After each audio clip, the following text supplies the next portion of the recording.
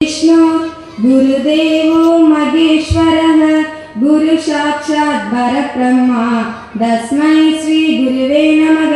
அனைவருக்கும் வணக்கம். வந்தாரை வரவேற்பது நம் தமிழர் பண்பாடு. அதற்கிணங்க வரவேற்புரை கூறும் பொருட்டு வந்துள்ளேன். அடுத்ததாக வரவேற்புரை கூற வேண்டியது இங்கு சிறப்புரை ஆற்ற அமர்ந்திருக்கும் இந்து தர்ம வித்யாபீடம் கேரள மாநில துணை அமைப்பாளர் மதிப்பிற்கும் மரியாதைக்கும் உரிய வித்யா ஜோதி அருள்நிதி மேற்கோடு என் ஹரீஷ் ஜி அவர்களுக்காகும். அவர்களை என் சார்பாக வருக வருக என வரவேற்றுக் கொள்கிறேன். அன்பார்ந்தவர்களே, இதற்கு ஒத்துழைத்துக் கொண்டிருக்கின்ற அனைத்து பக்த பெருமக்களுக்கும் ஊர் பொதுமக்களுக்கும்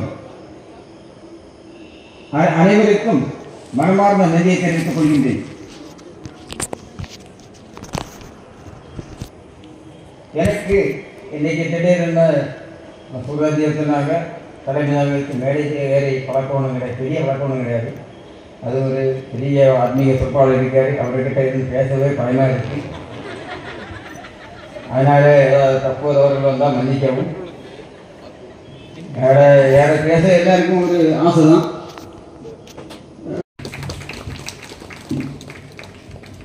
அடுத்தபடியாக நம் ஹரிசார் அவர்களை மேடையில் அழைக்க. வசுதேவசுதம் தேவம் கம்சச்சாணூரமர்தனம் தேவகீ பரமானந்தம் கிருஷ்ணம் வந்தே ஜெகத்குரும் மூகம் கரோதி வாசாலம் பங்கும் லங்கயதே கிரிம் யத்கிருபாதமகம் வந்தே பரமானந்த மாதவம் சதாசிவ சமாரம்பா வியாசசங்கர மத்தியமா அஸ்மதாச்சாரிய பரியந்தாம் வந்தே குரு பரம்பராம். எத்திக்கும் தானாகி என் இதயத்தை ஊறி தித்திக்கும் ஆனந்தத்தேனே பராபரமே. ஓடும் இருநிதியும் ஒன்றாக கண்டவர்கள் தேடும் பொருளான நட்பே பராபரமே. சித்த நினைவும் செய்யும் செயலும் நீ என வாழும் உத்தமக்கான நல்லுறவே பராபரமே. ஓயாதோ என் கவலை உள்ளே ஆனந்த வெள்ளம் பாயாதோ வாய் திறந்து பகராய் பராபரமே. அன்ப பணி செய்ய என்னை ஆளாக்கி விட்டு விட்டால் இன்ப நிலைதானே வந்து எய்தும் பராபரமே. எல்லோரும் இன்புற்றிருக்க நினைப்பதுவே அல்லாமல் வேறொன்ற ஏன் பராபரமே. எல்லாரும் இருக்கீங்க, கண்ணு மூடி நிற்காரு, ஓடி தள்ளுவோம் சொல்லி யாரும் ஓடல் இல்லை. ரொம்ப சந்தோஷம். அன்பானவர்களே, ஆலக்காவு அருள்மிகு நாகராஜா அம்மன் திருக்கோவில் இந்த ஆண்டு திருவிழா மிக சிறப்பாக நடைபெற்றுக் கொண்டிருக்கின்றது. இந்த வைகிய வேளையில் இந்த சமய மாநாட்டின் மூலமாக உங்களிடம் சில கருத்துக்களை சொல்வதற்கான வாய்ப்பு தந்த எல்லாம் வல்ல இறைவனுக்கு மனதார மகிழ்ச்சிகளை தெரிவித்துக் கொண்டு,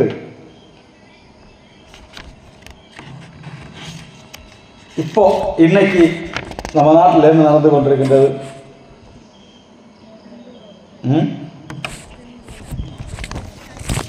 சண்டை நடக்குது. யாரெல்லாம் பாகிஸ்தானும் இந்தியாவும் சண்டை நடக்கின்றது. முதல்ல நாம நீ ஹிந்துவா அப்படின்னு கேட்கப்பட்டு சுட்டு கொல்லப்பட்ட 26 பேர் இல்லையா?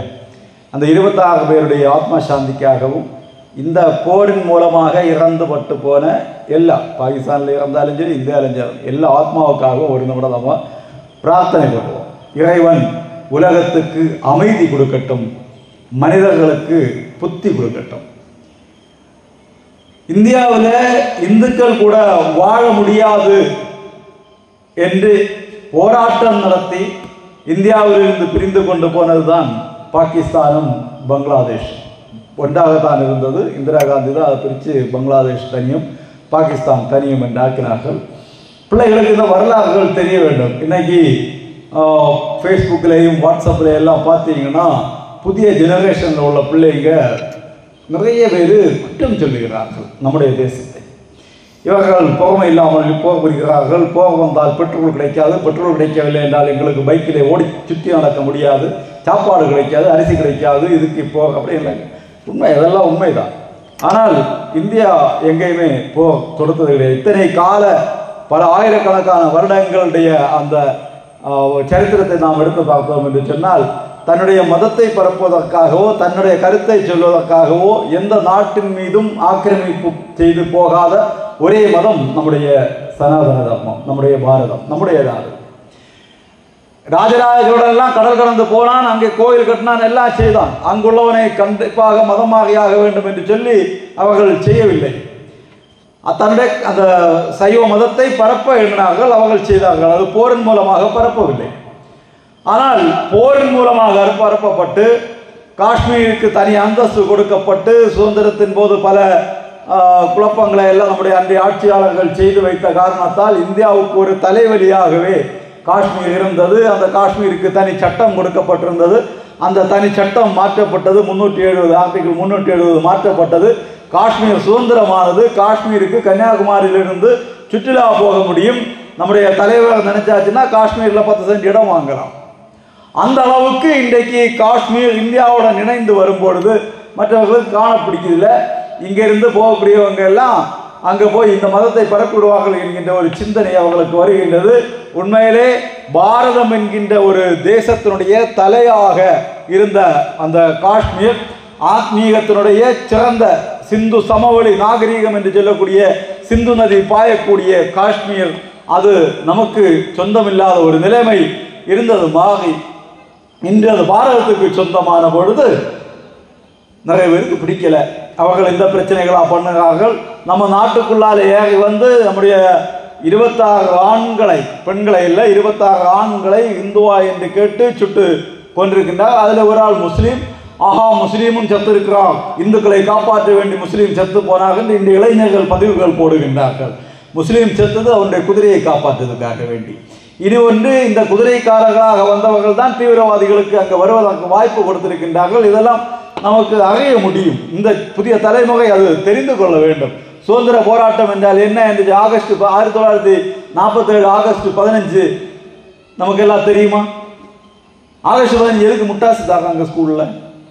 அக்கா நீ சொல்லு. Independence day. இண்டிபெண்டன்ஸ் டேன்னா என்ன? சுதந்திர, ஓ அப்படி டிரான்ஸ்லேஷன். சுதந்திர தினம் என்ன? இண்டிபெண்டன்ஸ் டே இல்லையா? யாரிடமிருந்து சுதந்திரம் பெற்றோம்? ஆங்கிலேயரிடமிருந்து சுதந்திரம் பெற்றோம். ஆங்கிலேயர்கள் என்றால் யார்? பிரிட்டிஷில் இருந்து வந்தவன், தன்னுடைய மதத்தை முதல்ல வியாபாரத்துக்காக வந்தவன். தலைவர் சொன்னார், வியாபாரத்துக்காக வந்தவன் வந்த இடத்திலே தன்னுடைய மதத்தை பரப்பி தன்னுடைய மதத்தை ஸ்தாபி. அவர்களுடைய லட்சியமே, இந்த அரசியல் கட்சிகள் இருக்காங்க இல்லையா, ஒரு அரசியல்வாதிக்கு ஒரு தலைவருக்கு அடிபட்டதுன்னா உடனே அவருக்கு போட்டோ எடுத்து பெருசா போட்டு கொலை முயற்சி, எங்கள் தங்க தலைவரை கொல்ல முயன்றார்கள்னு போஸ்டர் வைப்பாங்க. அது மாதிரி தான் இந்த கொலை படத்தை போட்டு அவர்கள் தங்களுடைய மதத்தை வியாபாரம் பண்ணினார்கள். வந்து நம்முடைய கட்டபொம்மனை கொண்டது யார், வாஞ்சிநாதனை கொண்டது யார், சுப்பிரமணிய சிவாவை கொண்டது யார் என்று நாம லிஸ்ட் எடுத்து பார்த்தோம்னா அத்தனையும் செய்தவர்கள் இந்த ஆங்கிலேயர்கள்.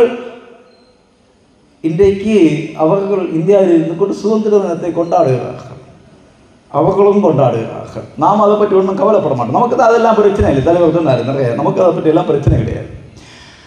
இந்த சுதந்திரம் எதற்காக பெற்றது, எதற்காக சுதந்திர தினம் என்பது நம்முடைய பிள்ளைகளுக்கு தெரிய வேண்டும். அந்த சுதந்திர தினத்தினுடைய ஆஃப்டர் எஃபெக்ட் என்ன, அதுதான் இப்போ நடந்து கொண்டிருக்கின்றது. இந்த ஆர்டிகிள் 370 எடுத்து மாற்றப்பட்டு இந்த நாடு நன்றாக இருப்பது சகிக்காமல் 26 பேரை சுட்டு கொண்டார்கள். சுட்டு கொண்டதற்கு எதிர்வினையாக இந்திய நாடு பாகிஸ்தானில் உள்ள மக்களை கொல்லவில்லை, பாகிஸ்தானில் உள்ள தீவிரவாத முகாம்களை அடித்தார்கள். தீவிரவாத முகாம்கள் அடிக்கப்பட்டவுடன் அந்த நாடு இந்த நாட்டுக்கு கூட போராடுகின்றது. அப்போ நாம யோசித்து பார்க்கணும், பாகிஸ்தான் என்ன செய்கின்றது? தீவிரவாதத்துக்கு ஆதரவு கொடுக்கின்றது. நம்முடைய நாடு தீவிரவாதத்துக்கு ஆதரவு கொடுக்கவில்லை. இங்கே தீவிரவாதம் கிடையாது. கொஞ்சம் பேர் இது மாதிரி வந்து ஏதாவது காட்டுவாங்களே தவிர இந்தியாவில் எந்த தீவிரவாதியும் கிடையாது. ஆர்எஸ்எஸ் தீவிரவாதி ஒன்றும் கிடையாது. எல்லாரும் ஆர்எஸ்எஸ் தீவிரவாதி, ஆர்எஸ்எஸ் தீவிரவாதி என்று இன்னைக்கு நிறைய பேர் சொல்லிக் கொண்டிருக்கின்றார்கள். ஆர்எஸ்எஸ் இந்த தேசத்துக்கு எதிரான ஒரு செயலிலும் ஈடுபட்டதில்லை. இன்னைக்கு உலகம் முழுக்க நாம கணக்கெடுத்து பார்த்தோம் என்று சொன்னால் உலகம் முழுக்க சேவை செய்வதில் முதலிடத்திலே நிற்கக்கூடியது ராஷ்டிரிய சுயம் சேவக சங்கம். அமெரிக்காவில் HSS என்று இருக்கின்ற ஹிந்து சேவா சங்கம் என்று இருக்கின்றது. சவுதி அரேபியா போன்ற நாடுகள் எல்லாம் RSS இருக்கின்றது. அது அங்கே சேவை பணிகளை செய்கின்றது. பாரதத்தை காப்பாற்றுவதற்காக அது போராடுகின்றது.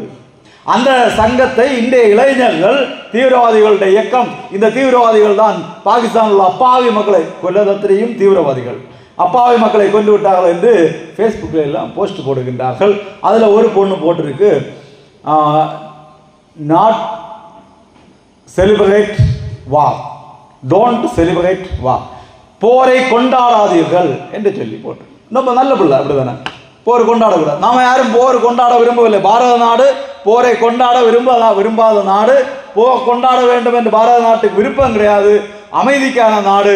அவன் 26 பேரை கொண்டு விட்டு போன பிறகு உலக நாடுகளுடைய கருத்துக்களை எல்லாம் கேட்ட பிறகுதான் பாகிஸ்தான் தீவிரவாதிகளுக்கு மேல் அட்டாக் செய்தது. அப்படிப்பட்ட நாடு இங்கே இருந்து கொண்டு நம்ம நாட்டு பிரதமருக்கு உபதேசம் கொடுக்கின்றார், டோன்ட் செலிப்ரேட் வார். உண்மையிலே நம்முடைய கொண்டாட்டங்கள் எல்லாம் என்னதுதான்? நம்முடைய கொண்டாட்டங்கள் எல்லாம் என்னதுதான்? சண்டை தானே. விஜயதசமின்னா என்ன? விஜயதசமி என்ன? அசுரர்களை தேவி கொன்று அந்த வெற்றியை கொண்டாடுறதுனால்தான் விஜயதசமி. அசுரனை, நரகாசுரனை கிருஷ்ணன் கொன்று அந்த வெற்றியை கொண்டாடினதான் தீபாவளி.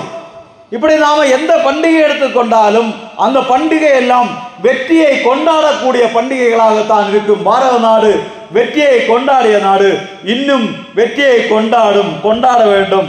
அதற்காகத்தான் நம்முடைய தேவியை எல்லாம் பார்த்தோம்னா சிங்கத்தின் மேலே அமர்ந்திருக்கக்கூடிய காட்சி. நம்ம எல்லா கோயில்லையும் சாதாரண ஐயப்பன் கோயிலா, ஐயப்பன் கோயில ஐயப்பன் இப்படி இருக்கக்கூடிய அந்த போட்டோவை வைக்க விட புலியின் மீது ஐயப்பன் வரக்கூடிய போட்டோ வைக்கணும். தேவி கோயிலா சிங்கத்தின் மீது தேவி இருக்கக்கூடிய போட்டோ வைக்கணும். விஷ்ணு கோயிலா கருடன் மீது விஷ்ணு பறந்து வரக்கூடிய காட்சி, இல்லைன்னா போர், அந்த மகாபாரத போர்ல அந்த கீதாபதேசம் படத்தை வைக்கணும். இதை பார்த்து நம்முடைய பிள்ளைகளுக்கு வீரம் வர வேண்டும். வீரம் வந்த உடனே இவங்க வெட்டி எடுத்துட்டாங்க, வெட்ட எல்லாம் போக வேண்டாம், பாகிஸ்தானுக்கு எல்லாம் வெட்ட எல்லாம் போக வேண்டாம். அந்த வீரம் நமக்கு உள்ளே இருக்க வேண்டும். நம்முடைய சனாதன தர்மத்தை பற்றிய அறிவு நம்முடைய பிள்ளைகளுக்கு வேண்டும். எங்களுக்கெல்லாம் தெரியுமே சார், சனாதன தர்மத்தை பற்றி ஒன்றும் தெரியாது. சமயவகுப்பு என்கின்ற ஒன்று மட்டும் சுவாமி மதுரானந்தஜி மகராஜனுடைய தவத்தின் பயனாக இன்னைக்கு வராமல் இருந்ததுன்னா நாம எல்லாம் இப்போ எங்கே என்ன இருக்கோம்? அற்புத தீர்க்க தரிசன வரம் பெற்ற ஹரீஷ் அவர்கள் நடத்தும் எழுப்புதல் முகாம் நடந்து கொண்டிருந்திருக்கும். இந்த கூட்டமாக இருந்திருக்கும். கடவுளே, என்ன கூட்டமாக இருந்தது! ஒரு எள்ளை தூக்கி மேலே போட்டாச்சுன்னா அது உங்க மேலே பட்டு கீழே வரும்போது எண்ணெயா பாயும். அப்படிப்பட்ட கூட்டம் இருந்திருக்கு. இதான் நடக்குது. சனாதன தர்மத்தின் காவலனாக சுவாமி மதுரானந்தஜி மகராஜ் வந்து அவருடைய மனதிலே அந்த தர்மம் பரவ வேண்டும் என்கின்ற எண்ணம் வந்து அவர் தன்னுடைய லட்சியமாக, தன்னுடைய வாழ்க்கையினுடைய தவமாக இந்த சனாதன தர்மத்தை அனைவருக்கும் சொல்லிக் கொடுக்க வேண்டும் என்ற எண்ணம் வந்த காரணத்தால் சமய வகுப்பு ஆரம்பமானது. எப்போ ஆரம்பிச்சது? சரி, காஷ்மீர் விடுவோம். கன்னியாகுமரி மாவட்டத்தில் இன்னைக்கு இந்துக்களுக்கு ஏதாவது பிரச்சனை இருக்கா? இன்னைக்கு நடந்ததா? நாங்கள் பார்த்த சீரியலில் அது ஒன்று காட்டல சார். டிவியில் நாங்கள் பார்த்த சீரியலில் அந்த விஷயம் சொல்லல சார். அப்படிதான். என்ன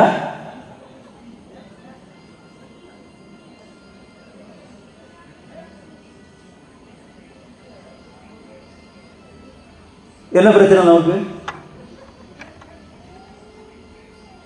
மண்டைக்காடில் என்ன நடக்குது தெரியும்? கேள்விப்பட்டீங்களா?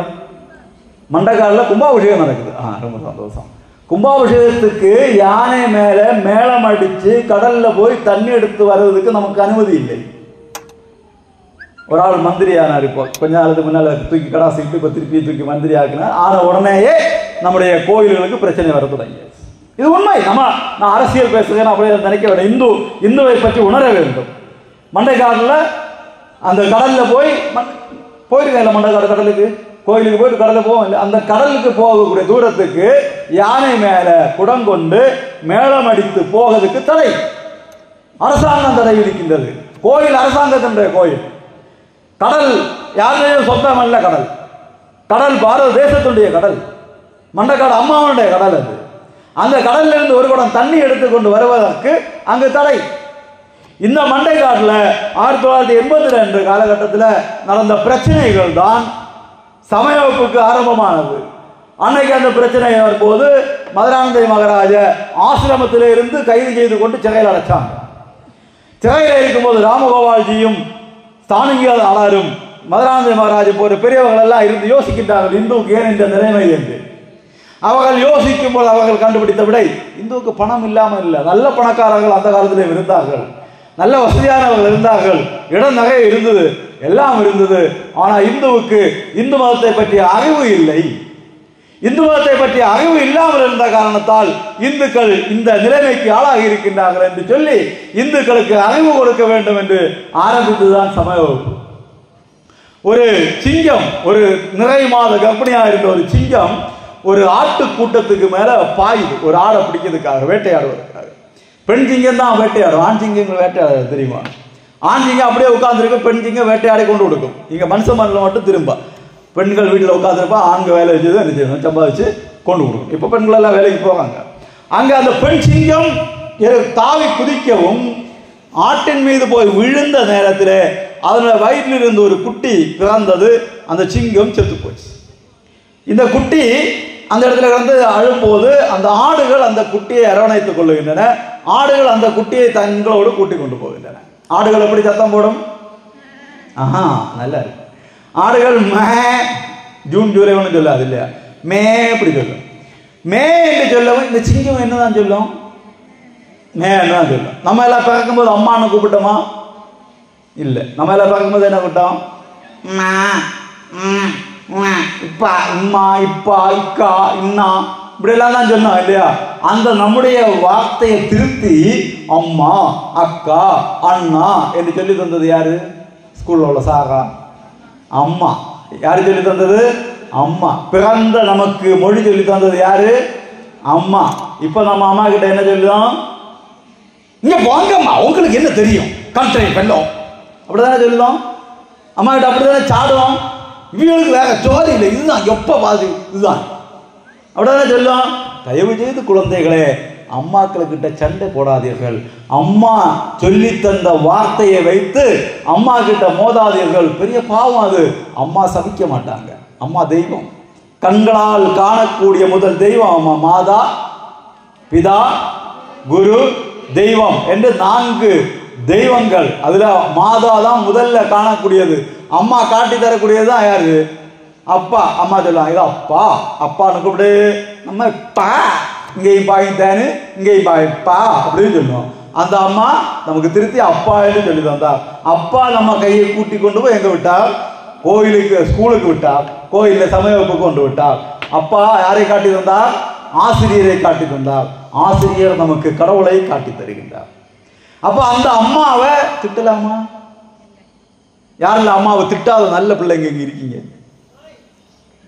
நாய்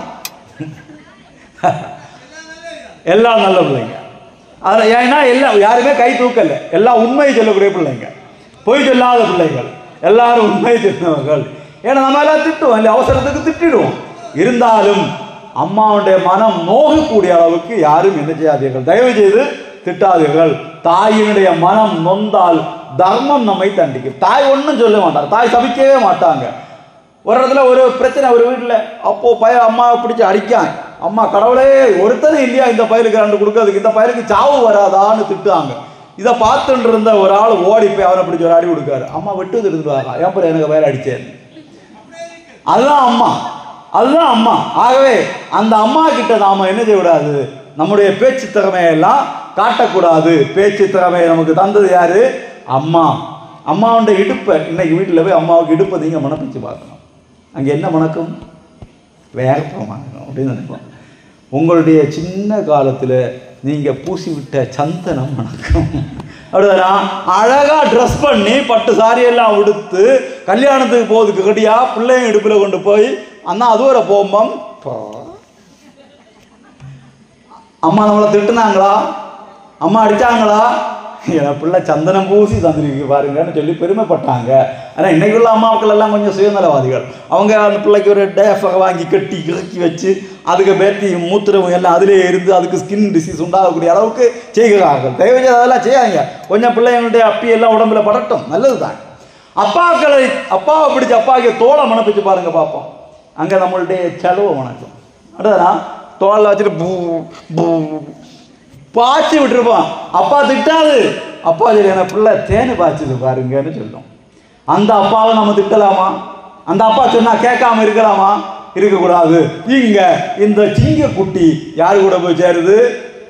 ஆட்டுகளோட சேருது. ஆடுகளோட சேர்ந்து மேன்னு கரிஞ்சு புல்லு தான் சாப்பிடுது. சிங்கம் என்ன சாப்பிடும்?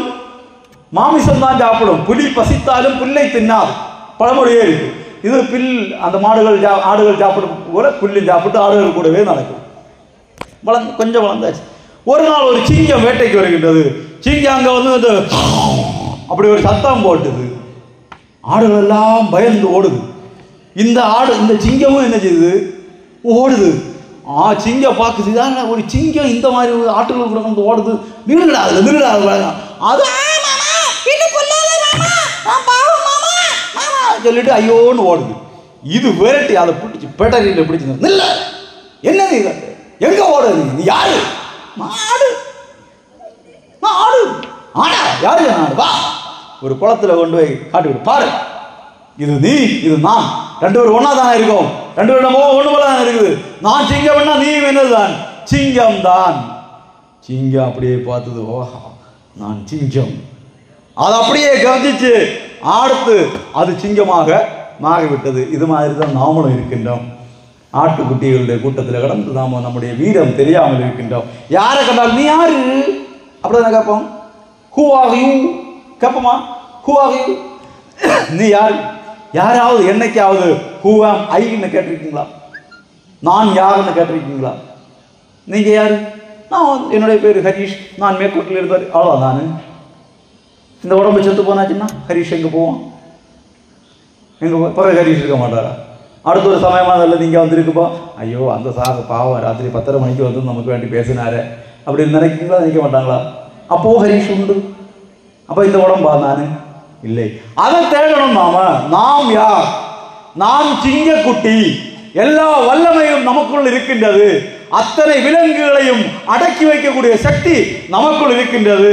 நான் அந்த சிங்கத்தை போன்றவள், சிங்கத்தை போன்றவன் என்கின்ற பெருமித உணர்ச்சி. யோசிச்சு பாருங்க, நமக்கு கடவுள் எத்தனை உண்டு? கடவுள் எத்தனை உண்டு? அந்த கடவுளுக்கு என்ன பேரு? பரம்பொருள் என்று பெயர், பிரம்மம் என்று பெயர், இல்லையா? பிரம்மம். அந்த பிரம்மம் ஒன்று. கடவுள் வடிவங்கள் எத்தனை உண்டு? பல நூறா? ஒரு நம்பர் உண்டு. சரியா நம்பர் சொல்ல உங்களுக்கு பரிசு உண்டு. அது வேதங்கள் 4. யாரு சொன்னது 33 கோடி? என்ன எழும்புங்க, பா எழும்பு நாள் வாங்க. யாரு கை தூக்குன? நீ கை தூக்குன? நீ தானே சொல்லு. சொன்னியா? போய் சொல்லக்கூடாது. போய் சொன்னா ராத்திரி தூங்கும்போது கண்ணு காணாது. 33 கோடி தெய்வ வடிவங்கள் நமக்கு உண்டு. எத்தனை கோடி? 33 கோடி. அடுத்த வருஷம் வரும்போது இந்த பாட்டை எங்க பாருங்க, நீ சும்மா புக் வாங்கிட்டு போனா போதாது. 33 கோடி தெய்வ வடிவங்கள் உண்டு. யோசிச்சு பாருங்க. நம்முடைய பாஜக மாவட்ட தலைவராக இருக்கக்கூடிய தர்மராஜ் கோயில், நம்ம கோயிலுக்கு வராருன்னா அவரு கூட 2 போலீஸ்காரங்க வருவாங்க இல்லையா? அதை பார்க்கும்போது நமக்கு எப்படி இருக்கும்? ஒரு கெத்தா இருக்கும் இல்லையா?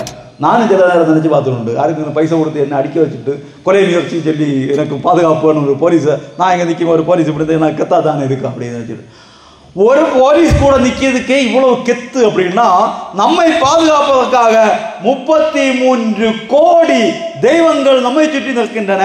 நம்ம ஒவ்வொருவரையும் 33 கோடி தெய்வம் பாதுகாக்கின்றது. எவ்வளவு கெத்து இருக்கணும் நமக்கு? எவ்வளவு கெத்து இருக்கணும்? இப்படி ஒடிச்சு குத்தி இப்ப நல்லா இருக்கு, வா இருக்கு, இடுப்பு வேதனை, கழுத்து வேதனை எல்லாம் உண்டு, நல்லாதான் இருக்கும் அப்படிதானே சொல்லுவான். யாராவது நல்லா இருக்கீங்களா? ஆமா நல்லா இருக்கேன்னு சொன்ன பழக்கம் உண்டா? இன்னில இருந்து செய்யுங்க. நல்லா இருக்க, நல்லா தான் இருக்கு. இந்த உலகத்திலே நல்லா இருக்கிறதுக்காக, சந்தோஷமாக இருப்பதற்காக கடவுளால் படைக்கப்பட்ட ஒரு கூட்டம் உண்டு என்று சொன்னால் அது பாரத தேசத்திலே வாழக்கூடிய சனாதன தர்மிகளாகிய நாம். கடவுள் நம்ம அதுக்காக தான் படைச்சிருக்காரு. யோசிச்சு பாருங்க, 33 கோடி பேருக்கும் பெயர் உண்டு, 33 கோடி பேருக்கும் திருநாள் உண்டு. ஒரு ஆளுக்கு ஒரு நாள் திருவிழா வச்சு கொண்டாடினாலும் எத்தனை நாள் வேணும்? 33 கோடி நாட்கள் வேணும். நம்ம உயிரோடு இருக்குமா தெரியாது. அப்போ 365 நாள் தான் ஒரு வருஷம். இந்த ஒரு வருஷத்துல இந்த 33 கோடி பேருக்கும் கொண்டாடி தீராது. அவ்வளவு திருவிழா, நாளெல்லாம் திருநாள். வைகாசி விசாகம், ஆனிப்பூரம், ஆடிப்பூரம், ஆவணியில ஓணம், ஆவணியில விநாயகர் சதுர்த்தி, ஆவணியில கிருஷ்ண ஜெயந்தி, புரட்டாசி, நவராத்திரி, அப்படி ஒவ்வொரு மாதமும் திருவிழா. எப்பவுமே சந்தோஷமாக இருப்பதற்காக படைக்கப்பட்ட ஒரே கூட்டம் நாம். ஆனால் நாம் என்ன செய்கிறோம்? நாம் யார் என்று புரிந்து கொள்ளவில்லை. சிங்கம் ஆட்டு கூட்டத்தில் கிடந்து மேமே சொன்ன மாதிரி நாம இருக்கின்றோம். தயவு செய்து நாம நம்மை உணர்ந்து கொள்ளுவோம். எப்படிப்பட்டவர்கள் நாம்? நம்முடைய ஞான சம்பத்து என்பது எப்படிப்பட்டது? சொன்னார், பல்கலைக்கழகம் உலக நாடுகளிலிருந்து 60,000 மாணவர்கள் வந்து படித்த பல்கலைக்கழகம் நலந்தா பல்கலைக்கழகம், தக்ஷசீலா பல்கலைக்கழகம். அவங்க தூரம் எல்லாம் போக வேண்டாம், புதுக்கடையில் இருக்குது பல்கலைக்கழகம். தெரியுமா? எது புதுக்கடையில் ஒரு பல்கலைக்கழகம் இருந்தது தெரியுமா? தெரியாது. பார்த்திப கேசவபுரம் ஒரு கோயில் இருக்குது. அந்த கோயில் பல்கலைக்கழகம். அந்த காலத்தில் திருவனந்தபுரத்தில் சாலைன்னு ஒன்று இருக்குது. சாலை, சந்தை, மார்க்கெட், சாலை பல்கலைக்கழகம் ஒரு காலத்தில். இதையெல்லாம் அழிச்சா இஸ்லாமியரும் ஆங்கிலேய கிறிஸ்தவர்களும் கூட சேர்ந்து அழித்து நம்முடைய ஞான சம்பத்தை எல்லாம் அழித்து விட்டு, படிக்க விடாம, புத்தகம் எழுத முடியாம எல்லாம் கஷ்டப்படுத்தி விட்டு கடைசியில் நம்ம கிட்ட வந்து உங்களுக்கு படிப்பு இல்லை, உங்களை பிராமணர்கள் படிக்க வைக்கவில்லை, பிராமணர்கள் உங்களை படிக்க வைக்காதனால் நீங்கள் படிக்கவில்லை என்று நமக்கிட்ட சொல்லி பிராமணர்களையும் இந்துக்களையும் பிரிக்கக்கூடிய வேலையை செய்தாயே. ஹிந்துவுடைய கோயிலை பாதுகாக்கக்கூடியது பிராமணர்கள். அவர்களையும் இந்துக்களையும் பிரித்தாச்சுன்னா இந்து மதத்தை அழிப்பது ஈஸி என்கின்ற எண்ணத்தில் அவன் அதை செய்தான். இன்னைக்கும் அதுதான் செய்து கொண்டிருக்கின்றார். நம்ம ஆட்களும் நிறைய பேர் இது தெரியாம பிராமண வகுப்பு, பிராமண தோஷம் என்றெல்லாம் நிறைய செய்து கொண்டிருக்கின்றார்கள். அவர்களும் நிறைய விஷயங்கள் செய்தார்கள் அந்த காலகட்டத்தில். இன்றைக்கு நாம் நம்முடைய கோயில்களை பாதுகாக்க வேண்டிய நம்முடைய கடமை. பரஸ்பரம் பாவயந்தக என்று பகவான் பகவத்கீதையில் சொல்லியிருக்கின்றார். பரஸ்பரம் பாவயந்தக என்றால் ஒருவருக்கொருவர் பாதுகாத்துக் கொள்ளுங்கள். கோயில், நான் இங்க வந்த காலத்தில் இந்த கோயில் எப்படி இருந்தது? ஒரு சின்ன கோயிலாக. இன்னைக்கு இது பெருசாகி, இவ்வளவு பெருசாக, இவ்வளவு அழகாக இந்த இடம் இங்கெல்லாம் மரிச்சினி நட்டு எல்லாமே கிடக்கும். இப்போ இன்னைக்கு இப்படி இந்த அளவுக்கு வந்து இப்படி இருக்கின்றது என்று சொன்னால் அந்த சக்தி அங்கிருந்து அது வெளிப்படுகின்றது. அந்த சக்தி வெளிப்படக்கூடிய அந்த ஃபோர்ஸை யாராலும் தடுக்க முடியாது. அது தானாக உருவாகக்கூடியது. அப்போ நாம என்ன செய்யணும்? அந்த கோயில் வளருவதற்கு நம்மளாலான உதவிகளை எல்லாம் செய்யணும். திருவிழா வரும்போது கமிட்டிக்காரங்க நோட்டீஸ் கொண்டு வீட்டுக்கு வரும்போது 10 ரூபாய் மதி அப்படி சொல்லலாமா? இன்றைக்கிலேருந்து நீங்கள் எல்லாம் ஒரு முடிவெடுங்க. ஆளுக்கு ஒரு உண்டியல் வாங்கி அதை வீட்டில் வச்சு உங்களால் முடிஞ்ச பணத்தை டெய்லி அதில் போடுங்க. 10 ரூபா போடலாம், 100 ரூபா போடலாம், 1000 ரூபா நோட்டு போடாதீங்க, மாறாது. 500 ரூபா நோட்டு போடலாம். 100, 200, 500, 50, 20, 10 போடலாம்.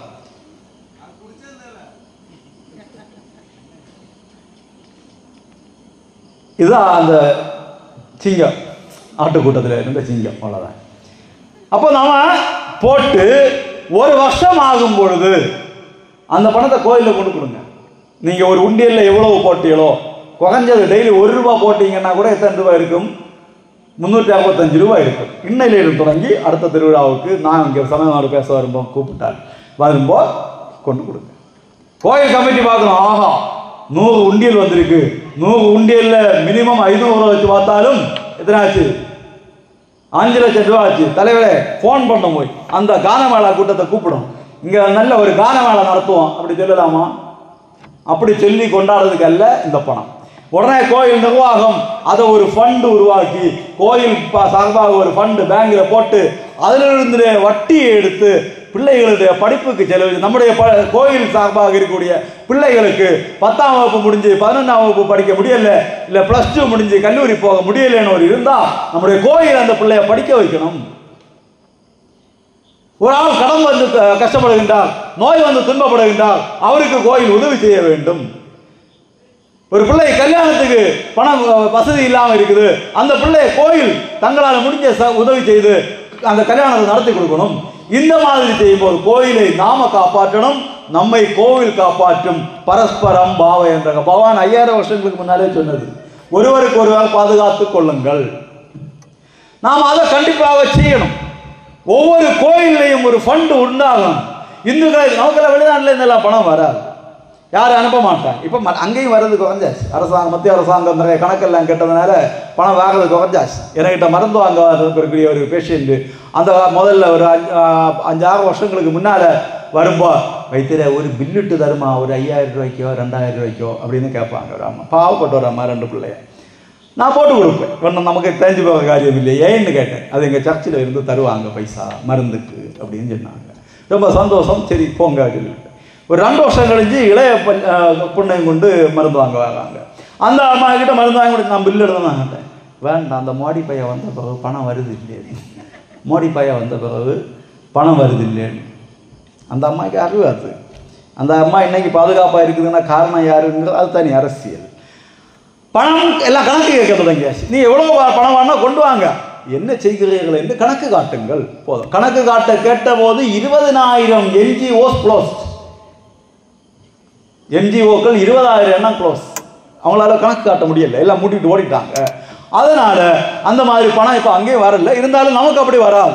நம்ம தான் என்ன செய்யணும், ஒருவருக்கு ஒருவர் பாதுகாத்து கொள்ள வேண்டும். மக்கள் எல்லாம் தங்களால் முடிஞ்ச 1 ரூபா போடுறதுன்னு கஷ்டம்னு கிடையாது. 10 ரூபா ஒரு உண்டியலில் போடுறது கஷ்டமா? டெய்லி ஒரு கஷ்டமும் கிடையாது. நம்ம வேஸ்ட் ஆக்கக்கூடிய ஈட்டபிள்ஸே ஒரு நாள் ஒரு 100 ரூபாய்க்கு இருக்கும். வாங்கி ட்ரெஸ் வாங்கி போடக்கூடிய அந்த ஜிங்கு ஜிக்காது வாங்கக்கூடிய ஜிகினா போட்ட துணியெல்லாம் வாங்கி 2000 3000 வாங்கி போடுறது பணமே 10 ரூபா நம்ம ஒரு உண்டியலில் போட முடியாது. நம்ம கோவிலுக்காக வேண்டி இன்னைக்கு நான் சொல்லி அடுத்த வருஷம் பார்க்கணும் தலைவரே, அடுத்த வருஷம் தூக்கமா சார் நல்ல தாலாட்டு பாட இருந்தது இல்லை, அவர் ஆழமாக கேட்டுட்டு இருக்காரு. அப்படியே கெஸ் பண்ணி பார்க்காரு. எப்படி ஒரு மாதம் ஒரு வருஷம் ஒரு 50,000 ரூபா வந்ததுன்னா பேங்கில் போட்டு நமக்கு என்னெல்லாம் பண்ணலாம்னு ஆலோசிக்காரு. அடுத்த வருஷம் நான் வரும்போது நீங்கள் கணக்கு சொல்லணும், எத்தனை பேர் உண்டியல் கொண்டு தந்தார்கள், எத்தனை ரூபாய் கிடைத்தது. எல்லாரும் வீட்டில் உண்டு, பணம் தான் போடுறது இல்லை, கொடுப்பீங்களா? அப்போ நீங்கள் நேரத்தை என்ன முன்னே போயிட்டு இருக்கீங்க அப்படிதானே? நான் போன வருஷம் சொன்னேன் இல்லை, சாதாரணமாக போகிறதுல இல்லை, அது சொல்லக்கூடிய பழக்கம். சரி ஏதோ அப்போ அப்படி பண்ணுவீங்கல்ல, அந்த பணத்தை வாங்கி ஒரு ஃபண்டு, இந்த திருவிழாவை நடத்தும், திருவிழாவில் வரக்கூடிய வருமானத்தில் ஒரு தொகையை எடுத்து ஒரு ஃபண்டு உருவாக்கி நம்முடைய கோவில் சார்பாக ஒரு நல உதவிகள் கொடுப்பதற்கான ஒரு ஃபண்டாக வைக்கணும். பணம் நிறைய உள்ளவங்க நிறைய கொடுக்கலாம், ஒன்றும் பிரச்சனை ஒன்றும் கிடையாது. கொடுக்கக்கூடியவர்களுக்கு நிறைய கிடைக்கும். இறக்கக்கூடிய கிணறு தான் என்ன செய்யும், நல்ல தண்ணி போகும். ஆகவே கொடுத்து நாம இந்துக்கள் ஒரு கட்டுக்கோப்பாக ஒற்றுமையாக, முதல்ல இதில் ஒற்றுமை இல்லை. இந்த நாட்டில் பிரச்சனைக்கு காரணமே இந்துக்களுக்கு ஒற்றுமை இல்லை. ஒரு ஆள் அங்கே இருந்து வந்து மேக்கோட்டில் இருந்து வந்து இந்த ராத்திரி இங்கே வந்து நம்ம கோயிலில் நமக்கு வேண்டி சில விஷயங்களை சொல்லாரு. அங்கேயும் சில ஒற்றுமை இல்லை. ஒரு விஷயத்துக்கு நம்ம பொருத்தப்பட்டு போகிறதுக்கு நமக்கு முடியாது. தயவு செய்து இந்துக்கள் இதை சொல்லும் போது ஒற்றுமையாக நாம் இருக்கவில்லை என்று சொன்னால் வரக்கூடிய காலங்களெல்லாம் ரொம்ப கஷ்டமான காலம். நம்முடைய பிள்ளைகளை நல்ல இந்து பிள்ளைகளாக வளர்த்த வேண்டியது ஒவ்வொரு பெற்றோருடைய கடமை. சமய வகுப்புக்கு அனுப்பி விடுவது மட்டுமல்ல, பெற்றோரும் சமய வகுப்பு வர. எத்தனை பெற்றோர்கள் இங்கே சமய வகுப்பு வரக்கூடிய தாய்மார்கள் இருக்கீங்க? 1 2 3 பரவாயில்லை, நிறைய பேர் இருக்கு. தாய்மார்களுக்கு சமய வகுப்பு உண்டு. தாய்மார்கள் தான் கூடுதல் வரலாம். பிள்ளைகளை மோசம், நாங்களும் வருவோம், பரவாயில்லை கொள்ளலாம். இப்படி போட்டி போட்டு வரலாம். அம்மாமாரும் பிள்ளைங்களும் போட்டி போட்டு பரீட்சை எழுதணும். ஒரே கிளாஸ் தொடக்க நிலையில் அம்மாயும் மகளும் பரீட்சை எழுதணும். தொடக்க நிலையில் அம்மாயும் மகளும் ஜெயிக்கணும். வித்யாஜோதி பட்டம் வாங்கும்போது ஸ்டேஜில் வாண்ட மாட்டோம், நான் பரீட்சை எழுத மாட்டேன், அம்மா எழுதி போட்டுருந்தேன், நான் விட்டு கொடுக்க அம்மைக்கு வேண்டி. வித்யாஜோதி பட்டம் அம்மாவும் மகளும் ஒன்றா வாங்குங்க, பெருமையாக இருக்கும், எவ்வளோ சந்தோஷமாக இருக்கும். அப்படி நம்முடைய பெற்றோர்கள் இருக்கணும். சமய அறிவுக்கு அவங்க முன்ன வரணும், எல்லாரும் வரணும். கீதை படிக்கணும். எத்தனை பேர் வீட்டில் கீதை இருக்கின்றது? எல்லா வீட்டிலும் இருக்குது. ஏன் உங்கள் வீட்டில் இல்லை? ஏன் வாங்கல? வாங்கலன்னா தப்பு. ஒரு இந்து வீடுனா கீதை இல்லாம இருக்கக்கூடாது. ஸ்ரீமத் பகவத்கீதை இல்லாத ஒரு வீடு ஒரு இந்துவனுடைய வீடு கிடையாது. கீதை படிക്കുന്ന വീട്ടിലെല്ലാം ശ്രീദേവി വന്നു വസിച്ചിടുന്നു. கீதை படிக்கக்கூடிய வீட்டில் ஸ்ரீதேவி வந்து வசிப்பாள். இப்படி ஒரு வீட்டில் சொன்னோன்னு ஒரு பிள்ளை எழுப்பி சொல்லுது, ஆமாம் இங்கே இருக்கே தின்னதுக்கு இல்லை, இனி ஸ்ரீதேவிக்கு யார் தின்ன கொடுக்குறது? ஸ்ரீதேவிக்கு நம்ம தின்ன கொடுக்கணுமா? தனியாக கொடுக்கணுமா? ஸ்ரீதேவி நம்ம வீட்டில் வந்தாலே என்னதுதான் ஐஸ்வர்யம் தான். ஸ்ரீதேவி நம்ம வீட்டில் வரணும்னா என்ன செய்யணும்? இந்த ஃப்ளக்ஸ் அடிக்குது அண்ணன்கிட்ட சொல்லி ஒரு லக்ஷ்மி தேவிக்கு ஃபுல் ஸ்டாண்டிங் படத்தை வச்சு வெல்கம் ஸ்ரீதேவி டு அவர் ஹோம்னு ஒரு பேனர் அடித்து அங்கே கொண்டு வைக்கணும். அம்புக்குறி காட்டி அவங்க நம்ம வீட்டில் வருவாங்களா? பின்ன என்ன செய்யணும்? கீதை படிக்கணும், விளக்கேற்றணும். வீட்டில் விளக்கேற்றக்கூடிய பழக்கம் எத்தனை பேர் இருக்குது? தலை சொல்லியதா கை போக்குதா? எல்லா வீட்டிலும் விளக்கேற்றுவீங்களா? ஏன் உங்கள் வீட்டில் விளக்கேற்ற இல்லை? நீங்கள் பெரிய பிரச்சனையாக தான் இருக்கீங்க. கவனிச்சிடுங்க. என்ன இவங்க வீட்டில் கீதையை வாங்கி வச்சு விளக்கேற்றி வச்சு இவங்கள 5 கரத்தனை பாட வச்சாமல் விடக்கூடாது. சமய பிரிஞ்சா நோட் த பாயிண்ட். கீதை இல்லாத ஒரு வீடு, திருவிழாக்கேற்றாத வீடு இருக்கக்கூடாது. சந்தியா நேரத்தில் சாயங்காலம் ஆனோடனே சந்தியா நேரத்தில் திருவிழா கேட்டு வச்சு எல்லாரும் நாமம் சொல்லணும், சந்தியா நாமம் சொல்லணும். இப்படி கட்டணும் ஒரு வீட்டில். எங்கள் பெரியப்பா வீட்டில் பாடுவாங்க. ஏன் அங்கே சந்தியாக்கா வந்து பெரியப்பாய்க்கமோ சந்தியா அவ்வளோ வீட்டில் பாடுவான். சாயங்காலம் என்ன பாட்டு தெரியுமா? குருவாயூரப்பா குருவாயூரப்பா. இதான் அவ்வளோ பக்தி பாட்டு. அப்படிதான் ஒரு காலத்தில் இருந்தது. இன்னைக்கு தான் கொஞ்சம் திருந்தி நம்ம சமய வகுப்புல இல்லை. இங்கே டான்ஸ் ஆடுவீங்களா? சினிமா பாட்டுக்கு டான்ஸ் ஆடுவீங்களா? கொல்லியா முட்டாது இருக்கணும் ஆடுங்க. இல்லை, சமய ஆண்டுவிழாக்கு நாங்கள் ஆட மாட்டோம். அதுக்கு வேற ஒரு விழா கொண்டாடுவோம். நாம் ஒரு நாள் கூத்தாட்டு விழா கொண்டாடுவோம். வேண்டாம், நம்முடைய பிள்ளைகள் முடிஞ்ச அளவுக்கு அந்த சினிமா பாடுகளுக்கு ஏன்னா அந்த பாடல்களுக்கு வரிகளுக்கு இப்போ உள்ள அந்த பாடல்களுக்கு வரிகளுக்கு அர்த்தம் எல்லாம் நீங்கள் யோசித்து பார்த்தாச்சுன்னா வெறும் கேவலமாக இருக்கும். அதை நம்ம போட்டு ஆடப்படாது. நம்ம பிள்ளைகள் அதுக்குள்ளது அல்ல. நம்ம செல்லங்கள், நம்ம தங்க குடங்கள் எல்லாம் அப்படி தங்களுடைய பெயரை கெடுத்துக்கொள்ள வேண்டிய விஷயம் இல்லை. அதனால் அது வேண்டாம். நான் வேண்டி கேட்டு உங்கள் ஒவ்வொருத்தரை காலை பிடிச்சி கேட்குறேன், தயவு செய்து சமயவப்பு ஆண்டோடாலும் சரி என்ன, நம்ம பிள்ளைகளுக்கு அது வேண்டாம். நம்ம பிள்ளைகள் ஸ்டைல் காட்ட வேண்டியது, நம்ம பிள்ளைகள் மாடர்ன் ஆக வேண்டியது படிப்பில். குஞ்சி அழகும் கொடுந்தானை கோட்டழகும் மஞ்சள் அழகும் அழகல்ல நெஞ்சத்து நல்லம் நாமெனும் நடுவு நிலைமையால் கல்வி அழகே அழகு. குஞ்சி அழகும் முடியல பண்டு குஞ்சலம் தூக்கி போடுவாங்க. 3 குஞ்சலம் அப்படி தூக்கி போட்டு அது டிங்கி டாங்கு டிங்குன்னு நடக்கும். அது அழகல்ல. சாரி ப்ளீட் எடுத்து உடுக்குறது அழகல்ல. கொடுந்தானை கோட்டழகும் மஞ்சள் அரைச்சி பூசக்கூடியது அழகு. இப்போ மஞ்சள் எங்க ஃபயகன் லவ்லியே 7 நாள்களில் சிவப்பழகு ககப்பு சிகப்பாக மாறும் சொல்லி பேரவழி. இதெல்லாம் என்ன இல்லை? அழகு இல்லை. நெஞ்சத்து நல்லம் யாமனும் நடுவு நிலைமையால் நான் நல்லவன் என்கின்ற நடு நிலைமையில கல்வி அழகுதான் அழகு. எவ்வளவு படிக்கவும் அழகு. பார்த்தாங்களா +2 ரிசல்ட் வந்தா யாராவது உண்டா இருந்தாங்க? +2 யாராவது 500க்கு மேலே மார்க் வாங்கினது? ஒரு ஆள். வேற உள்ளவங்க வீட்டில் தூங்கிட்டு இருக்காங்க. இன்னொரு பையன் உண்டாங்க, காய்கறி கட்டிக்கிட்டு இருக்காங்க. நல்ல பையன், வாழ்த்துக்கள். அப்போ 500 mark, 550 mark, 575 mark, 590 mark, 610 mark கிட்டாது. 600 தான் உண்டு இல்லை. ஓகே, அதுக்குள்ளால மார்க் வாங்கி பாஸ் ஆகாத வாங்கிட்டு வந்து கெட்ட நெல்ல பார்ப்பான். அந்த ஸ்டைலுக்கு எந்த ஸ்டைலம்மா? பாத்தியாலாயா பட்டியாலாயா அதெல்லாம் போட்டுட்டு நடக்கிற ஸ்டைலெல்லாம் இதுக்கு முன்னே வராது. எவ்வளவு அழகாக நீ படிக்கிறாயோ, எவ்வளவு அழகாக உன்னுடைய வாழ்க்கையை அமைத்துக் கொள்ளுகின்றாயோ அது அழகு.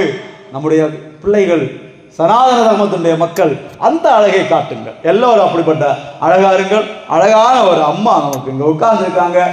டெய்லி வந்து சாமி கும்பிட முடிஞ்சா டெய்லி கும்பிடுங்க. அட்லீஸ்ட் வாரத்துக்கு 3 நாளாவது வந்து நினைஞ்சீங்க. நான் தினசரி வந்து சாமி கும்பிடுவேன்னு யாராவது இருக்கீங்களா? வாரத்துக்கு 6 நாள், 5 நாள், 4 நாள், 3 நாள், 2 நாள், ஒரு நாள் கேட்க மாட்டேன். சமயப்பு வருகிற எங்களுக்கு தெரியும். அப்போ இவ்வளவு அற்புதமான ஒரு கோயிலை இங்கே வச்சுட்டு 2 நாள் கூட வந்து கும்பிடாமலே இருக்கீங்க நீங்க எல்லாம். ஞாயிற்றுக்கிழமையானா அந்த கிறிஸ்தவ சகோதரர் பாருங்க, காலையில் 6 மணிக்கு போயிடுவாங்க. இங்கே 6 மணிக்கு நமக்கு தயவு செய்து வாரத்துக்கு 5 நாள் முடிஞ்ச நாளெல்லாம் ஒரு நேரம் வந்து அம்மாவை பார்த்துட்டு போங்க. இன்னைக்கு போய் கோயிலில் கும்பிட்டீங்களா? கணபதி ஹோமம் உண்டா? ஆமாம், கணபதி ஹோமம். கணபதி ஹோமம் எத்தனை பேர் பார்த்தீங்க? நீங்கள் தான் அன்பளிப்போம் கணபதி ஹோமம் இல்லை, டெய்லி வருவோம். பரவாயில்ல, அதனால தான் 2 மழை பெஞ்சிட்டு பெய்யாமல் போச்சு. டெய்லி கணபதி ஹோமம் பார்த்தோம். நீங்கள் என்ன ஏன் பார்க்கல மக்கா? அவையெல்லாம் உறக்கம். நீங்கள் தட்டி எழுப்பல, அதில் இருந்து உறக்கட்டும், நமக்கு போய் வரலாம் போவோம். அந்த கணபதி ஹோமம் பிரசாதம் சூப்பராக இருக்கும், அப்படி தானே? அதனால தான் பார்க்கலாம். இல்லை, கணபதி ஹோமம் செய்யும் போது அந்த புகை நம்ம மேலே எல்லாம் படணும், அந்த இடத்துல நாம இருக்கணும். அந்த மந்திரம், அந்த இது, அதுதான், அதுக்காக தான் கணபதி ஹோமம். திருவிழாவுடைய முக்கிய நோக்கமே என்னதுதான்? இந்த கணபதி ஹோமம், பூஜை எல்லாம் தான். மத்தியானம் நடக்கக்கூடிய பூஜை முக்கியம் கிடையாது. அவர் ஒரு பாட்டெல்லாம் பாடிட்டோம், மந்திரம் எல்லாம் சொல்லிட்டாரு. அன்னதானம், அன்னதானம் மிகச்சிறந்த தானம், ஒரு சந்தேகம் கிடையாது. ஏன்னா நான் ஒரு தலைவர் ஒரு 500 ரூபா நோட்டு இவ்வளவு கட்டு வச்சுட்டு ஆளுக்கு 10 எண்ணம் தாரார். இன்னும் அவரு கையில் 2 கட்டு இருக்கு. நம்ம என்ன செய்வோம்? போவோமா வீட்டுக்கு? பார்த்துட்டே இருப்பான். 2 தந்தா என்ன செய்யும்? கேட்போமா? கேட்க மாட்டோமா? திருப்திப்படுத்த முடியுமா நம்மளால? பணத்தை தந்து முடியாது. துணி வாங்கி தாராரு ஆளுக்கு, ஒரு சுடிதார் ஒரு போதும் விடுவோமா? விட மாட்டோம். ஒரு பெரிய சுடிதார் தான் இருக்குது, இவ்வளோ உள்ள பெரிய பிள்ளைக்கு இவ்வளோ இருக்குது. எனக்கு தாருங்க, உனக்கு கொள்ள இல்லை, நான் வளருமா போடலாம், மடக்கி வச்சிருக்கலாம், அப்படியாவது நம்ம வாங்குவோம். ஆனால் சாப்பாடு போடுவாங்க பாருங்க, போட்ட உடனே போதும் மதி. நம்மை போதும் என்று சொல்ல வைக்கக்கூடிய ஒரே ஒரு விஷயம் இந்த உலகத்தில் ஒன்றுனா என்னதுதான்? அன்னதானம் தான். ஆனால் பிறகு வீட்டுக்கு போய் வாழை எடுத்துட்டு வருவோம், அதெல்லாம் பிறகு. ஆனால் சாப்பிடும்போது போதும் என்று நம்மை சொல்ல வைக்கக்கூடிய ஒரு விஷயம் அன்னதானம், அது மிகச் சிறந்தது. ஆனால் கோயில் திருவிழா என்பது பூஜைகளுக்காக, சாமியை பார்க்கறதுக்காக, இத்தனை நாள் நடக்கக்கூடிய பூஜைகள் ஏதாவது குறை இருந்தால் அதை சரி பண்ணுவதற்காக போய் பார்க்கணுமா வேண்டாமா? எத்தனை பேர் போய் பார்த்து சுகந்தானு கேட்டீங்க? அம்மையை பார்த்து, அம்மா சுகந்தானம் நல்லா இருக்கிறாங்க. உங்கள் அம்மா கிட்ட இல்லை, உள்ள இருக்கிற அம்மா கிட்ட கேட்பீங்களா? பரவாயில்லையே, இவங்க ஒன்று கேட்க, இவங்களை சொல்ல விடக்கூடாது கேட்கறதுக்கு. சிரிச்சிருக்கல அம்மையை பார்த்து? எப்போ சிரிச்ச? அதில் வச்சு கூட அந்த கூட்டாக என்ன வச்சுன்னா தமாசு உடனே அது அம்மையை பார்த்து சிரிச்சதா? அம்மாவை பார்த்து சிரிக்கணும். இந்த உலகத்தில் நமக்கு மிக முக்கியமான, மிக ஆணித்தரமாக நம்மால் நம்ப முடியக்கூடிய ஒரே ஒரு சொந்தம் நம்முடைய அம்மா மட்டும்தான், தெய்வம் மட்டும்தான். நம்முடைய அம்மாவுக்கும் அம்மா, பாட்டிக்கும் அம்மா, எல்லாருக்கும் அம்மா, சகோதர அம்மா. அந்த அம்மா கிட்ட போய் மனசை திறந்து பேசுங்க. யார்கிட்டையும் சொல்லி கொடுக்க மாட்டாங்க, ஒரு துணையும் சொல்ல மாட்டாங்க. நம்ம எல்லாம் என்ன செய்வோம்? கூட்டாளிகிட்ட நல்ல உயிர் தோழி, என்னுயிர் தோழி, கையெல்லாம் சுற்றி பிடிச்சி தான் நம்ம நடப்போம். வாவலு கடைக்கு போனோம், போய் வளம் வாங்கினப்ப பதுக்க ஒரு கூட்டு வளம் எடுத்து நம்ம பேக்கில் போட்டுட்டோம். நம்ம ஒரு சின்ன குசுபி, சின்ன வயசு இல்லையா? அவள் கண்டான். இப்போ நீ பயங்கர ஆளு தான் கேட்டியா, ஒரு வளம் எடுத்துட்டியே, நீ 2 போட்டுக்கோ, தீந்து. பிறகு ஒரு 6 மாதம் கழிச்சு பரிச்சை எழுதிட்டு இருக்கோம், பேனாவில் நிப்போடியும் அவளுக்கு. நம்மக்கிட்ட கேட்பாங்க, நம்மக்கிட்ட பேனை இல்லை, கொடுக்கல, சண்டை விழுகாங்க. உடனே பட்டு எனக்கு நல்லா தெரியும், பாவரி கடலில் 8 வாழை மொட்டிச்சவதானே, நீ சொல்லுவாளா சொல்ல மாட்டாளா? சொல்லுவா. ஆனால் இந்த அம்மா கிட்ட இங்கே ரசித்தை சொல்லுங்க, யார்கிட்டையும் சொல்லி கொடுக்க மாட்டாங்க. நம்முடைய மனசில் உள்ள எல்லா கவலைகளையும் சொல்லுங்க. கவலையெல்லாம் உன்னிடத்தில் தந்தேன் கண்ணா, சொல்லுங்க கடவுள்கிட்ட போய் பிரார்த்தனை பண்ணுங்க. யார் என்ன செய்ய போறீங்க? பிரார்த்தனை, பிரார்த்தனை, பிரார்த்தனை.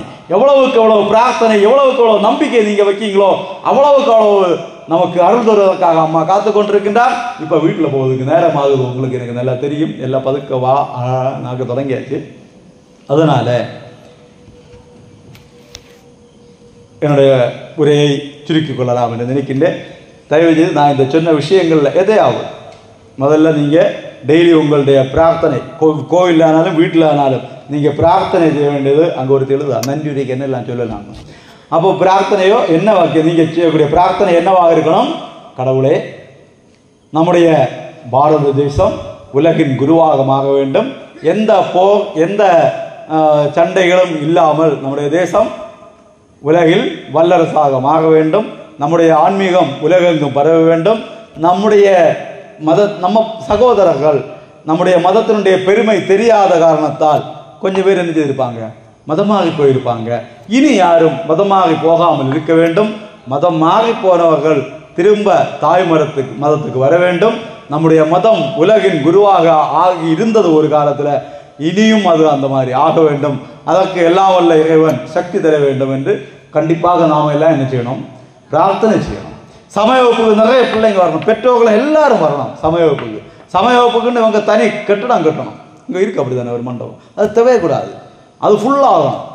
அங்கே தனி கட்டடம் கட்டணும். அப்படி எல்லாரும் வரணும். எல்லா ஊரில் உள்ள அத்தனை பேரும் சமய வகுப்பு, ஆணும் பெண்ணும் எல்லாரும் வரணும். அவருக்கு எல்லாருக்கும் நன்மை, எல்லா அறிவு ஞானமும் தேவி தரட்டும்.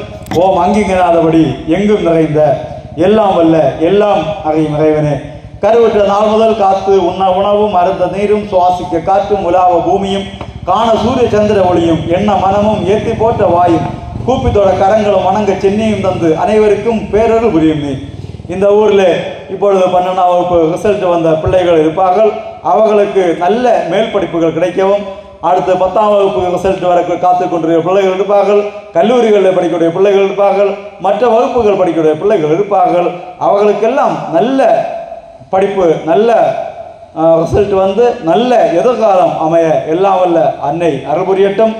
படிப்பு முடிந்து வேலைக்காக காத்து கொண்டிருக்கிற பிள்ளைகள் இருக்கலாம், திருமணத்துக்கு காத்து கொண்டிருக்கிற பிள்ளைகள் இருக்கலாம், தன்னுடைய பிள்ளைகளுடைய வேலை திருமணம் இவை நன்கு நடக்க காண விரும்பக்கூடிய பெற்றோர்கள் இருக்கலாம். அவர்களுடைய தேவையெல்லாம் நிறைவேற அம்மன் அருள் புரியட்டும். இந்த ஊரில் நோய் வந்து கஷ்டப்படக்கூடியவர்கள், கடன் தொல்லையால் துன்பப்படக்கூடியவர்கள் இருக்கலாம். அவர்களுக்கெல்லாம் எது தேவையோ அது நடந்து துன்பங்களெல்லாம் நீங்கி சந்தோஷமாக வாழவும். இந்த ஊரில் நல்ல பணக்காரர்கள் இருக்கலாம், அரசாங்க வேலை பார்த்தோ சுய தொழில் செய்தோ நல்ல சம்பாதிக்கக்கூடியவர்கள் இருக்கலாம். அவர்களுக்கு பிறருக்கு உதவ வேண்டும் என்ற எண்ணம் உண்டாகி அவர்கள் இந்த கோவிலுக்கு ஒரு ட்ரஸ்ட் உருவாக்கி அதிலே உதவுவதற்கு தயாராக எல்லாம் வல்ல அம்மன் அருள் புரியட்டும். இந்த கோவிலை நிர்வாகியுடைய நிர்வாகம், அவர்களுக்கு துணை நிற்பவர்கள், செயலாளர், பொருளாளர், தலைவர் என்று மற்ற உறுப்பினர்கள் என்று எத்தனை பேர் இதற்கு செயல்படுகிறார்களோ அத்தனை பேருக்கு அவர்களுடைய குடும்பத்தினருக்கும் எல்லாம் வல்ல இறைவன் அருள் புரியட்டும். இந்த கோவில் திருவிழாவுக்காக ஊர் ஊராக போய் பணம் பிரித்து கொண்டு வரக்கூடிய ஒவ்வொரு சகோதரர்கள் ஒரு ரூபாயாவது நன்கொடை வாங்கி கொண்டு வந்தவர்கள், இந்த கோயில் திருவிழாவுக்காக 1 ரூபாயாவது நன்கொடை கொடுத்தவர்கள், அவர்களுடைய குடும்பத்தினர் எல்லோருக்கும் எல்லாம் வல்ல இறைவன் அருள் கிடைக்கட்டும். இந்த கோவிலில் பூஜை செய்யக்கூடிய பூஜாரி, அவருக்கு துணை செய்யக்கூடிய உதவியாளர்கள், அவர்களுடைய குடும்பங்கள் எல்லாம் நல்ல சந்தோஷமாக வாழட்டும், இறைவன் அருள் பெற்று வாழட்டும். நம்முடைய தேசத்தை ஆட்சி செய்யக்கூடிய பிரதமர், மற்ற அமைச்சர்கள், அதிகாரிகள் எல்லோரும் நன்றாக செயல்பட்டு நம்ம தேசத்தை உலகின் குருவாக மாற்றட்டும். வாகனம் ஓட்டுபவர்கள், எலக்ட்ரிக் வேலை செய்பவர்கள், பிளம்பிங் வேலை செய்பவர்கள், மர வேலை செய்பவர்கள், வெல்டிங் வேலை செய்பவர்கள் என்று எந்த தொழில் செய்பவர்கள் இருந்தாலும் எந்தவித ஆபத்தும் இல்லாமல் அவர்களுடைய தொழில் செய்து அவர்கள் தங்களுடைய வாழ்க்கையை நடத்தட்டும். சந்தோஷமாக போதை பழக்கம், குடிப்பழக்கம், பாக்கு பழக்கம் இது ஒன்றும் இல்லாமல் நல்லவர்களாக வாழ்ந்து நல்ல குடும்பங்களை கட்டமைத்து வாழட்டும். அதற்கு எல்லாம் வல்ல அம்மன் அருள் புரியட்டும். எல்லா மக்களும் சுகமாக வாழட்டும். லோகா சமஸ்தா சுகினோ பவந்து. ஹரி ஓம் சத். இத்தனை நேரம் என்னை செவிமடுத்த அத்தனை பேருக்கும் என்னுடைய மனமார்ந்த மகிழ்ச்சிகளை தெரிவித்துக் கொண்டு என்னுடைய உரைகளை இன்று இங்கே நிறைவு செய்கின்றேன். மகிழ்ச்சி. ஜெய் ஹிந்த். வந்தே மாதரம். பாரத் மாதா கி ஜெய். वरदे कामरूपिणी विद्यारम्भं करिष्यामि सिद्धिर्भवतु मे सदा. அனைவருக்கும் வணக்கம். நன்றி மறப்பது நன்றென்று என்பதற்கிணங்க நன்றியை கூறும் பொருட்டு வந்துள்ளேன். முதலாக நன்றி கூற வேண்டியது இங்கு நல்லதொரு தலைவருரையாற்றி அமர்ந்திருக்கும் நமது ஆணைய தலைவர், மதிப்புக்கும் மரியாதைக்கும் உரிய திரு பி சுபுஜி அவர்களுக்காகும். அவர்களுக்கு என் சார்பாக நன்றியும் நன்றி கலந்த வணக்கத்தையும் தெரிவித்துக் கொள்கிறேன். அடுத்ததாக நன்றி கூற வேண்டியது இங்கு நல்லதொரு சிறப்புரையாற்றி அமர்ந்திருக்கும் இந்து தர்ம வித்யாபீடம் கேரள மாநில துணை அமைப்பாளர், மதிப்பிற்கும் மரியாதைக்கும் உரிய வித்யாஜோதி அருள்நிதி மேற்கோடு எம் ஹரீஷ் ஜி அவர்களுக்காகும்.